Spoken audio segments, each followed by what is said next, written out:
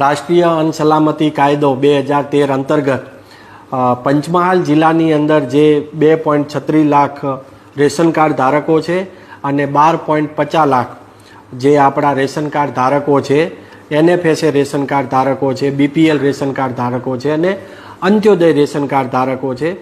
આ ration card ધારકોને તેમને કેટલું અનાજ મળવાપાત્ર છે, કયું અનાજ વિનામૂલ્યે મળે છે અને કયું અનાજ રાહત દરે મળે છે તે માટેની જે એમના જાણવા જોગ જાગૃતતા માટે ને અમારો જિલ્લા પુરવઠા ટીમનો હંમેશા પ્રયાસ છે. અને આજે પણ આપણે પત્રિકાનું વિતરણ કરી અને આ માહિતી પણ આપણે આપવા જઈ રહ્યા છીએ. પહેલી વાત કરીએ આપણે ઘઉં અને ચોખા કે જે વિનામૂલ્યે આપવામાં આવે છે. વિનામૂલ્યે એટલે કે 1 પણ રૂપિયો લીધા સિવાય આનું વિતરણ કરવામાં આવે છે. હવે આ કેટલું આપવામાં આવે છે તેની હંમેશા રેશન કાર્ડ ધારકને મૂંઝવણ હોય છે. તો જે રેશન કાર્ડ ધારકને પોતાનું અંત્યોદય કાર્ડ હોય છે એ અંત્યોદય કાર્ડને 35 કિલો આ અનાજ વિનામૂલ્યે આપવામાં આવે છે. 35 કિલો ઘઉં અને ચોખા. હવે 35 કિલોનું જો બાયફર્કેશન કરવામાં આવે તો 20 કેજી એટલે કે 20 કિલો એ ચોખા આપવામાં આવે છે અને 15 કેજી એટલે કે 15 કિલો છે એ ઘઉં આપવામાં આવે છે.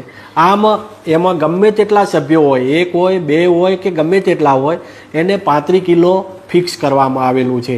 એટલે ગ્રાહકોને ખાસ વિનંતી કે એવું ના થાય કે એક વ્યક્તિ છે તો ઓછું મળશે કે નહીં, 1 હોય તો પણ 35 કિલો મળશે.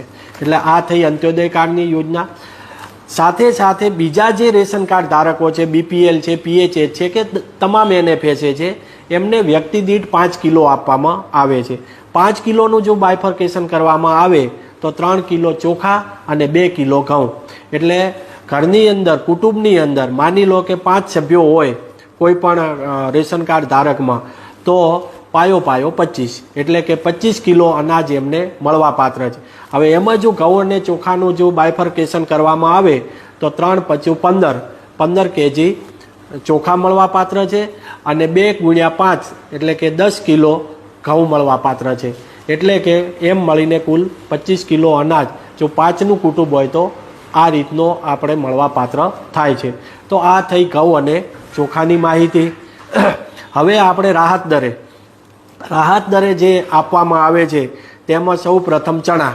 તો ચણા છે એ આપણે કાર્ડ દીઠ, કોઈ પણ કાર્ડ હોય એને કાર્ડ દીઠ 1 કિલોગ્રામ આપવામાં આવે છે અને તેનો ભાવ 30 રૂપિયા છે. બરાબર છે. એટલે 30થી વધારે કોઈ જો માગે પરવાનેદાર દુકાનદાર તો આપવા પાત્ર નથી, કારણ કે 30 રૂપિયા ભાવ નક્કી કરેલ છે. ત્યારબાદ તુવેર દાળના 50 રૂપિયા 1 કિલો દીઠ નક્કી કરેલ છે અને દરેક કાર્ડ દીઠ 1 કિલો મળવાપાત્ર છે. પછી આવે છે ડબલ ફોર્ટિફાઈડ મીઠું આપણે 1 રૂપિયે 1 કિલો આપવામાં આવે છે અને એ પણ દરેક કાર્ડ ધારકોને મળવાપાત્ર છે.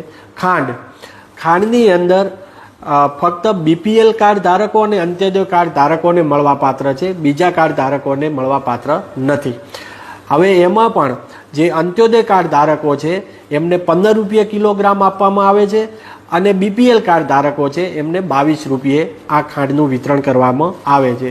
અને છેલ્લે આપણું સિંગ તેલ છે એ રાજ્ય સરકાર તરફથી વર્ષમાં મોસ્ટલી 2 વાર આપવામાં આવે છે. એક આપણા દિવાળીના તહેવારે અને એક જન્માષ્ટમી એટલે કે કાનુડાના દિવસે, અને એમાં 1 કિલોનો પાઉચ આપવામાં આવે છે અને એનો ભાવ છે 100 રૂપિયા.